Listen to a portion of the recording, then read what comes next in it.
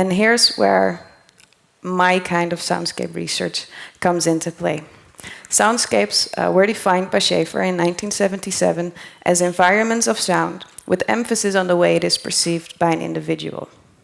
So it depends on the relationship between an individual and an environment. So I'm more interested in how people actually perceive soundscapes, auditory environments, because people are more than decibel meters, and I think we should focus more on that. In soundscape research, there has been reached a consensus. There's been a lot of research done in which they let people hear a lot of sounds and asked, what do you think of this sound? How would you describe it?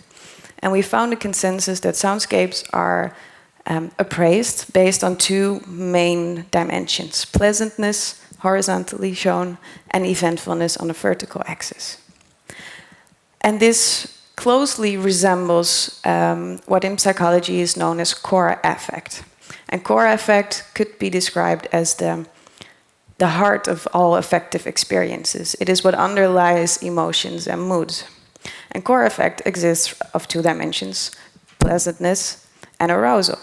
So there was a striking similarity between how people appraise the world around them and how they appraise or describe the feelings they have on the inside.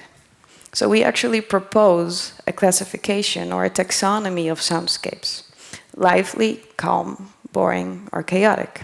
A lively environment is eventful and pleasant. A calm environment is pleasant but uneventful. And on the negative side, we have chaotic and boring. And it is impossible to relax in a chaotic environment, and you need a lively environment with lots of affordances and interesting options that will grab your fascination to learn and to explore and to play. Again, I was left with this question. Yeah, okay, so people appraise their environments based on pleasantness and eventfulness, but why is this happening? And we think that has to do with audible safety. And if you go back to the evolution of audition, the capacity to hear and listen, you see that there's a really strong warning function. We still don't have eyes in the back of our head, but we can hear all around us. And sounds wake us up when we sleep, and we respond quicker to auditory stimuli than to visual stimuli.